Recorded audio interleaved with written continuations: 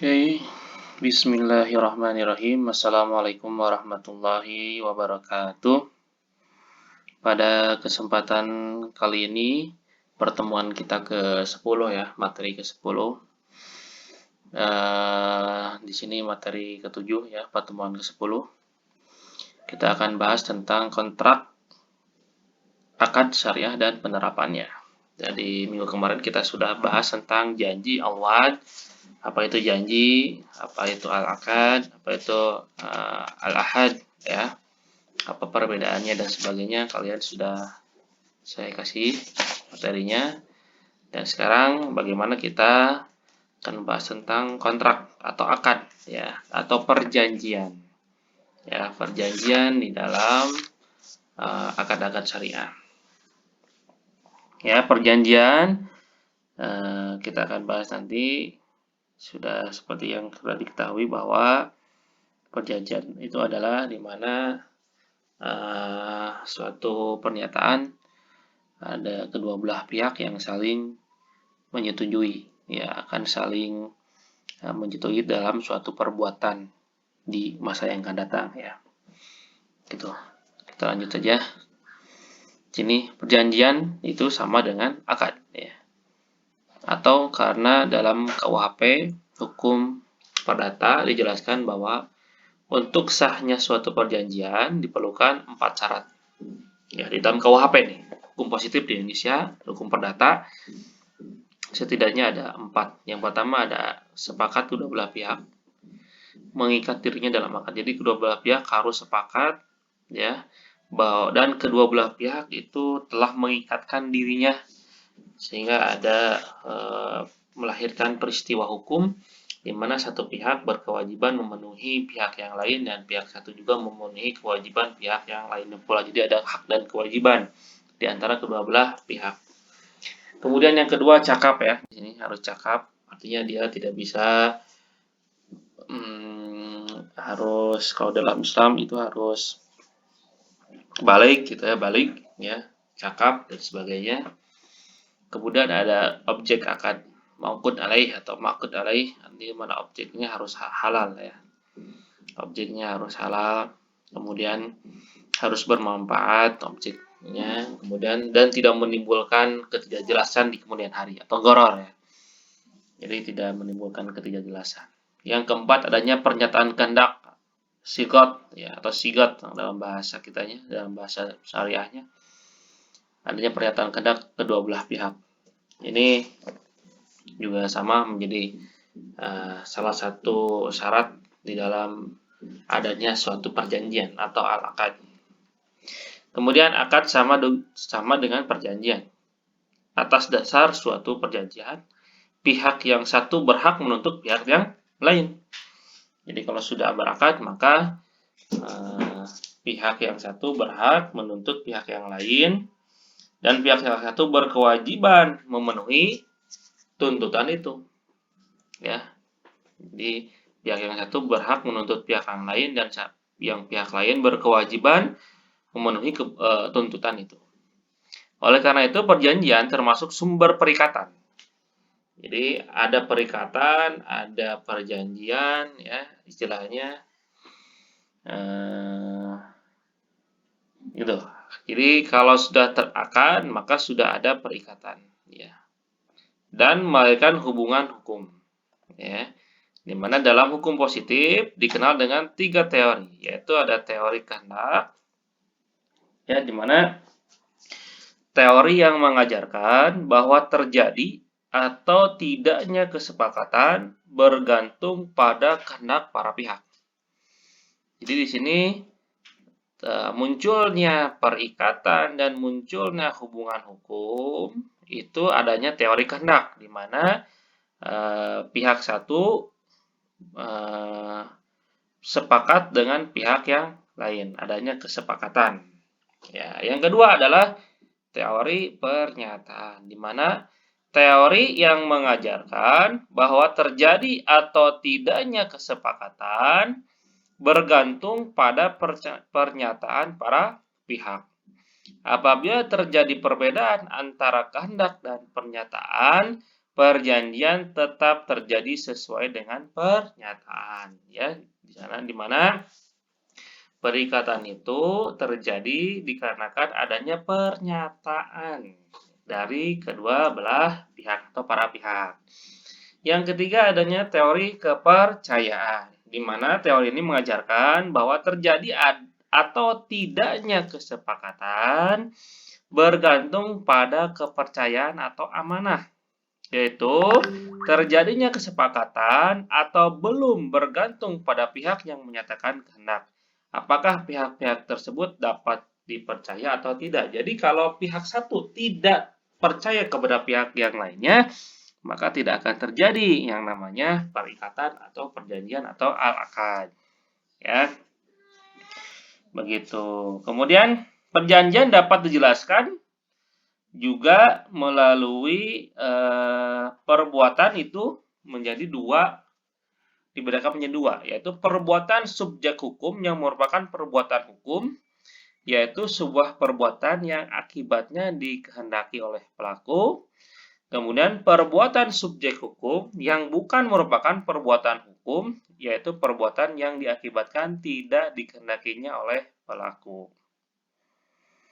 Ya, kemudian dari segi perbuatan hukum tadi dapat dibedakan menjadi dua, yaitu perbuatan hukum yang bersegi satu, yaitu setiap perbuatan yang akibat hukumnya hanya dikehendaki oleh satu pihak subjek hukum. Yang kedua, perbuatan hukum yang bersegi dua, yaitu setiap perbuatan yang akibat hukumnya dikehendaki oleh para pihak yang bersangkutan. Ya. Perbuatan hukum yang bersegi dua termasuk perjanjian. Jadi ada dua, ada perbuatan hukum bersegi satu, ada perbuatan hukum bersegi dua. Yang disebut dengan perjanjian adalah di mana perbuatan hukum yang bersegi dua, ya. Nah, kemudian ini ya, perjanjian sebagaimana dikatakan dalam hukum perdata di Indonesia dibagi menjadi dua, ya. Ada perjanjian hukum menurut keluarga, yaitu perjanjian yang menimbulkan ikatan perkawinan. Ini diatur dalam KUHP Perdata pasal 28. Kemudian perjanjian obligator, yaitu perjanjian yang menimbulkan utang piutang terkait harta atau kekayaan. Di mana ini dibagi dua yang obligator.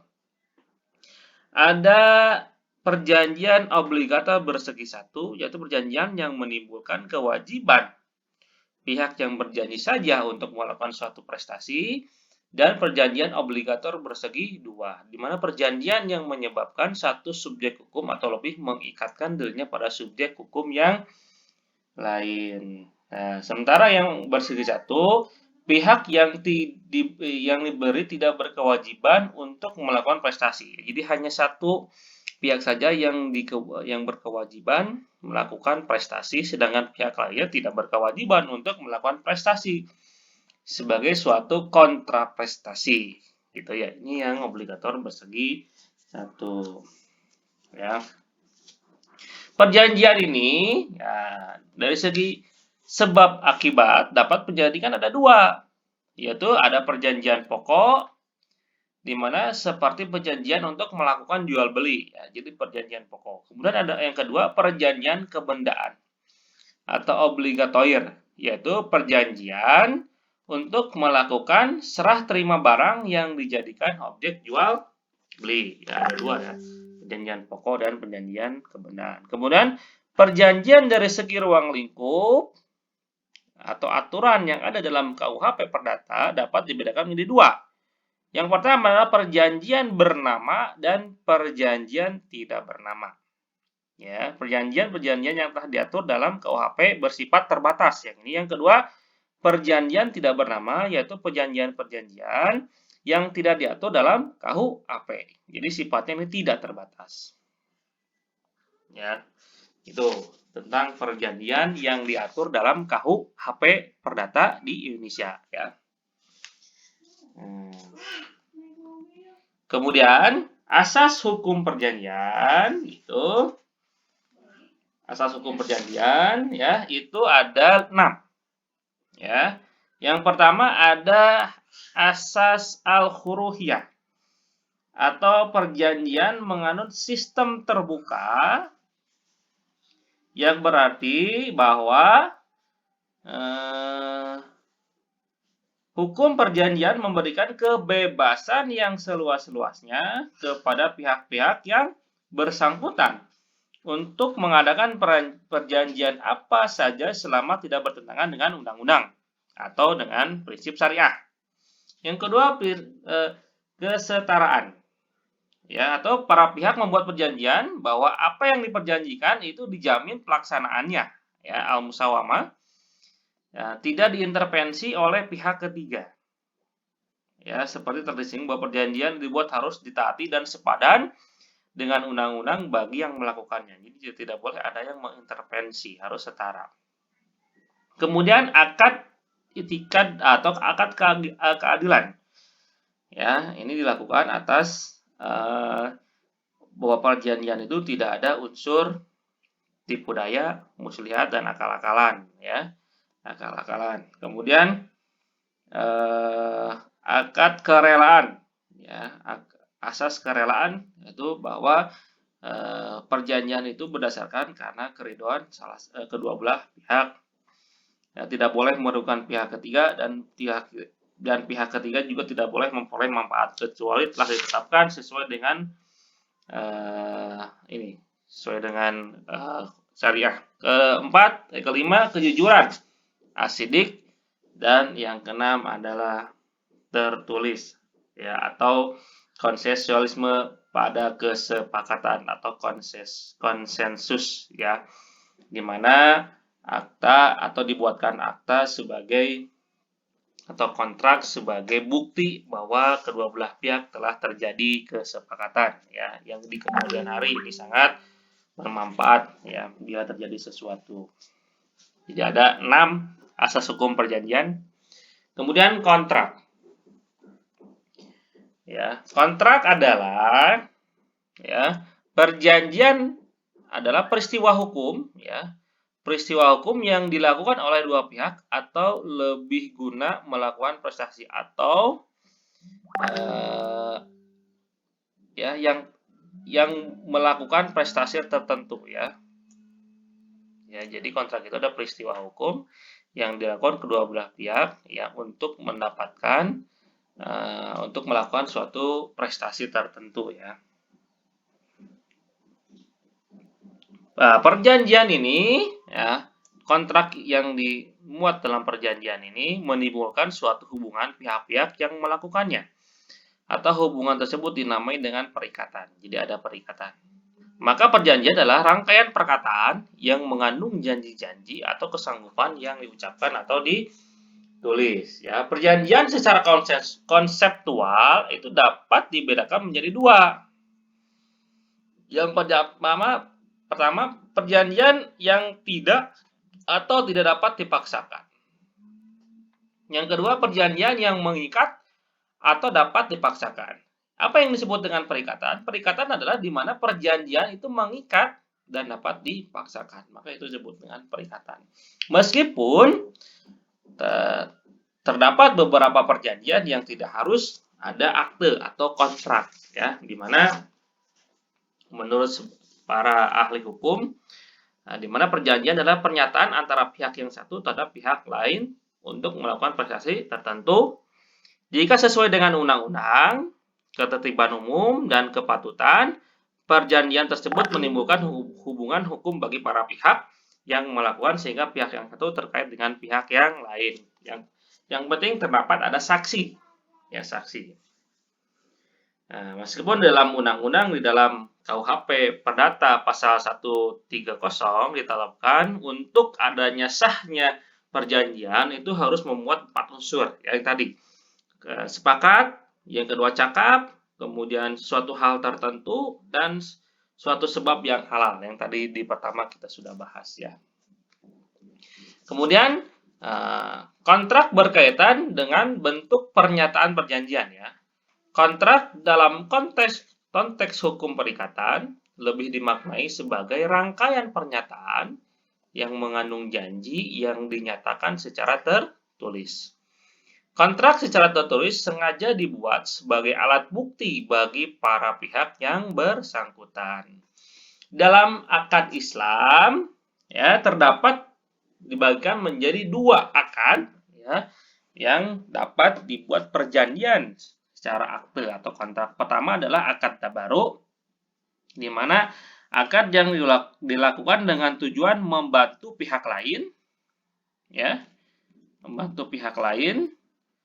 Dalam Islam dikenal institusi keuangan yang bernama Baitul Mal, ya, di mana sektor institusi keuangan yang bersifat sosial. Baitul Mal ini yang di dalamnya produk-produknya adalah produk-produk akad tabaruk seperti zakat, infak, sedekah, dan wakaf. Penyaluran dana antara lain menggunakan akad qard. Jadi penyaluran dananya dengan akad qard. Tapi penghimpunan dananya tadi ya zakat, infak, sedekah, dan wakaf. Penting saat ini tentang adanya kontrak terutama untuk yang wakaf, di mana harus ada sertifikat wakaf itu sebagai akte yang bisa kuat secara hukum bahwa pemberian wakaf ini tidak bisa digugat pada masa yang akan datang, gitu ya. Kemudian akad muawadhah, di mana akad yang dilakukan dengan tujuan untuk memperoleh keuntungan. Dalam Islam dikenal dengan institusi keuangan yang bernama Baitul Mal wa Tamwil (BMT). Ada perbankan syariah, ya, ada lembaga keuangan syariah lainnya, ada koperasi syariah dan sebagainya. Itu industri sektor keuangan yang di dalamnya ada berorientasi pada bisnis profit oriented, gitu ya. Yaitu pertama tadi ya, bahwa ada beberapa seperti akad jual beli al-bai, akad ijarah, dan lain sebagainya, ya. Itu juga akan dibuatkan kontrak perjanjian antara para pihak, ya. Kemudian perkembangan akad syariah. Perjanjian syariah dalam domain bisnis atau tijari atau muawadhah dapat dikelompokkan menjadi tiga. Yang pertama, akad yang berbasis jual beli. Akad yang berbasis jual beli, ya, yang berkembang dari segi cara penentuan harga, transparansi harga, dan cara pembayarannya, ya. Ada yang diansur dan sebagainya. Jual beli kan banyak, ya. Ada salam, ada ihtisan, murabahah, dan masih banyak lagi, ya. Kemudian akad yang berbasis bagi hasil, ada musyarakah dan mudharabah, dan akad yang berbasis jasa, ada ijarah. Bahkan pengembangannya banyak sekarang ijarah, ya. Kemudian ini yang ijarah, ya, pengembangannya adalah ada ijarah mumtahiyah bitamlik, di mana ini penggabungan dua akad, yaitu akad tijari atau muawadhah dengan akad tabaruk. Yang pertama akad sewa menyewa, kemudian dihubungkan dengan akad hibah tabaruk, ya, kebaikan. Kemudian ijarah musabah fi zimah, di mana ini juga sama, ya, ijarah dengan tabaruk, di mana di belakang akad yang di akhir masa sewa itu menjadi ada akad hibah, ya. Tapi kalau IMBT itu barangnya sudah ada, tinggal dimanfaatkan. Tapi kalau IMFZ atau musabah fi zimah barangnya belum jadi, masih pesanan, ya. Tapi kita sudah membayar sewa menyewa tiap bulannya, ya. Kemudian yang kedua akad mudharabah. Pengembangan akad mudharabah ini ada disebut dengan mudharabah fardiyah dan mudharabah mustarakah. Jadi ini adalah di mana kedua-duanya adalah di mana kalau mustarakah kalau fardiyah itu adalah di mana ada pemodal atau sahibul mal. Sahibul mal ini misalkan lembaga keuangan syariah, bank syariah atau BMT. Itu memberikan modal kepada kelompok bisnis. Enggak satu orang, tapi kepada kelompok bisnis secara berkelompok dalam menjalankan satu usaha bisnis. Jadi ada kelompok bisnis, misalkan kelompok petani, kelompok nelayan, bukan lebih dari satu aja, ya. Maka itu disebut mudharabah fardiyah, ya, disebut dengan mudharabah fardiyah. Ini akadnya mudharabah bagi hasil, sama ada sohibul bank, ada mudharib, tapi bedanya sohibulnya satu atau satu lembaga, tapi mudoribnya orang yang diberi kepercayaan untuk mengelola keuangannya banyak. Lebih dari satu, itu sebut fardiyah. Kemudian ada mudharabah mustarakah. Ini kebalikannya. Ini pemodalnya banyak. Jadi misalkan sohibul balnya banyak, gak satu, tapi lebih dari satu. Tapi mudharibnya satu. Nah, ini. Jadi misalkan satu orang punya perusahaan ini dimodali oleh banyak sohibul mal. Nah, gitu ya. Itu disebut mudharabah mustarakah. Oke? Itu pengembangan dari mudharabah ya. Kemudian perkembangan akad syariah, Rafiq Yunus Al-Misri ini membedakan akad-akad syariah. Kalau tadi akad-akad syariah kan ada beberapa hanya al-ba'i dan sebagainya. Kita ditambah lagi nih oleh Yunus Al-Misri. Ya, kalau tadi ada dua ya, maaf, ada tabaru, ada muawadhah. Tapi si Rafiq Yunus Al-Misri ini membedakan akad-akad syariah ini ke dalam 5 bentuk. Pertama ada akad pertukaran ya. Akad pertukaran di mana di sini akad pertukaran ini misalkan ada jual beli, ada sewa, jaro, ada jualah, ada keperantaraan, ada gaji yang diambil dari pembendaharaan negara, arij, ada kuasa, wakalah, ya. Kemudian pembatalan akad dikalah, perdamaian al-sulhu, ya, dan hak diutamakan untuk membeli, ada suf'ah. Suf'ah ini ada akad pertukaran ya. Yang kedua adalah akad utang piutang. Atau akad al-mudayanat. Cakupannya adalah ada card, pinjam meminjam, pembayaran utang harus di negara tempat lain, atau suftajah, pelunasan utang secara offset, atau mukosyah, pemindahan utang, hiwalah, penjaminan utang, kapalah, agunan, rahan atau gadai, pelepasan hak ibro, dan bangkrut iflas. Ya. Kemudian ada akad bagi hasil. Ini ada cakupannya, ada syirkah, ada mudharabah, ada mujaro'ah untuk pertanian, musaqah, ada mugharasah, ada kismah, ada muhayyah. Ya. Kemudian ada akad sosial, itu cakupannya ada ariyah, pinjaman barang, hibah, wasiat, wakaf, penitipan barang, wadiah, penemuan barang, luqatah, nazar, kafarat, diat, dan sembelihan atau zabai. Ya. Kemudian ada akad kontemporer ya, atau akad ini yang sekarang ya, atau disebut dengan multi akad atau al-uqud al-muraqqabah. Nah, ini ya, akad kontemporer itu disebut dengan contohnya al-uqud al-muraqqabah atau multi akad. Ini contohnya ada yang tadi, seperti misalkan IMBT ijarah mumtahiyah bitamlik, kemudian syirkah, ada musahamah, ada MMT musyarakah mutanakishoh, atau perasuransian, takmin, kemudian dan yang lain sebagainya ya. Di sini banyak akad. Nah, inilah pembagian akad di dalam menurut Yunus Al-Misri ya. Ini semua tugas baca ya, ini tugas baca. Tugas baca ya. Saya ini minggu depan saya minta di perangkumannya ya, termasuk tadi akad-akadnya dicatat dan dicari ya, didefinisikan oleh kalian, tugas baca. Nanti saya tugaskan ya yang tadi ya.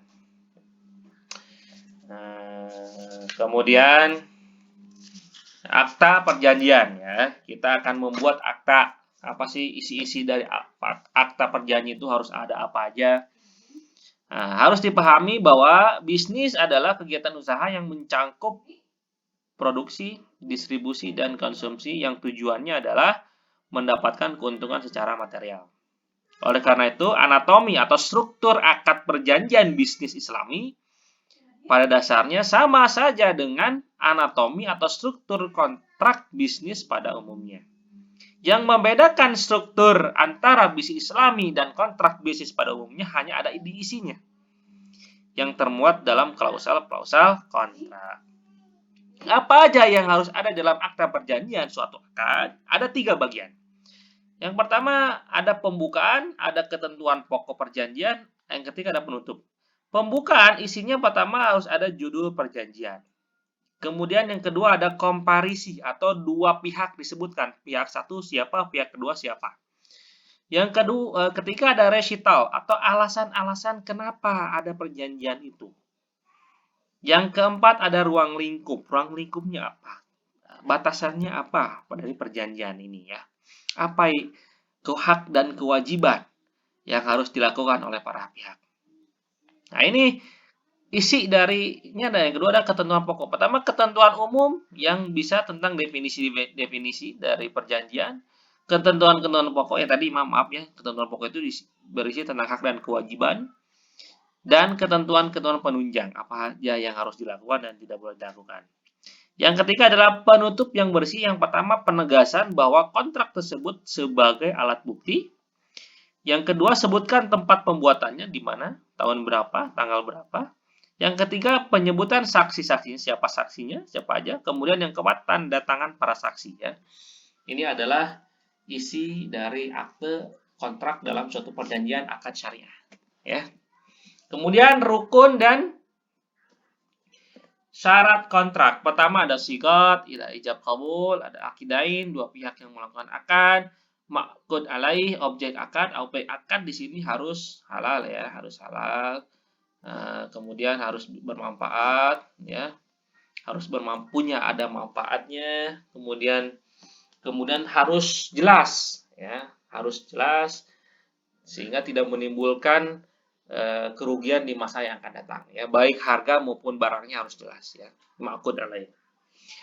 Yang keempat, maudhu al-akad, akibat hukum. Jadi tujuan utama akad dilakukannya akad, misalkan tujuannya jual beli, maka ada resiko hukum atau konsekuensi hukum, misalkan ada perpindahan kepemilikan, perpindahan manfaat barang dan sebagainya ya. Di sini ada tujuan utama kenapa mauqud alai, akibat hukum yang terjadi setelah adanya akad ya. Kemudian status dan hal yang membatalkan akad. Pertama, sah atau tidaknya suatu akad dilihat dari segi sifat dan hukumnya. Kontrak dibagi kepada dua, ada kontrak sah dan kontrak tidak sah. Kontrak sah adalah kontrak yang memenuhi rukun dan syarat yang tadi yang ini ya. Jadi kalau ininya sudah sah, sudah diakui, maka kontraknya menjadi sah. Kemudian kontrak tidak sah ada kontrak yang terdapat kekurangan pada rukun dan syaratnya yang tadi. Diakibatkan pertama oleh kontrak yang batal karena terjadi kebatilan dan kontrak yang rusak atau fasad. Kontrak yang batal adalah kontrak yang cacat pada rukunnya. Jadi salah satu rukun ini ada yang cacat. Misalkan diakidain ada salah satu pihak yang belum balik atau belum cakap, maka kontraknya batal. Kemudian objeknya ada satu cacat, misalkan tidak halal, misalkan objek belinya khamar, objek belinya gharar, ya, objek belinya tidak ada manfaatnya dan sebagainya, atau rusak, itu kan bisa jadi pembatalan akad ya. Kemudian yang ada kontrak yang rusak. Kontrak rusak itu atau fasad adalah kontrak yang pada dasarnya dibenarkan oleh hukum. Namun kontrak tersebut disertai hal-hal yang tidak dibenarkan oleh hukum ya. Tadi misalkan kepemilikannya tidak sah dan sebagainya, atau ada sengketa dan sebagainya ya, fasad rusak, sehingga itu fasad dan batil itu dapat membatalkan akad ya, dapat membatalkan akad meskipun sudah kontrak ya dan sebagainya. Itu materi kali ini ya, insyaallah untuk minggu depan kita akan bahas tentang bagaimana kontrak di lembaga keuangan ya, di bank syariah, di lembaga keuangan syariah lainnya. Sesekali saya akan bahas tentang riba ya. Nah, mungkin riba sudah sama Pak Panji atau siapa ya, dosen bikin muamalah, bisa akan bahas sekilas ya tentang macam-macam riba. Kemudian saya akan bahas lagi ya biar mengingatkan kembali. Nah, itu aja ya. Nanti kalau kalian tidak paham boleh ada diskusi ya. Diskusi silakan diskusi di itu. Oke, begitu saja ya. Saya tutup. Assalamualaikum warahmatullahi wabarakatuh.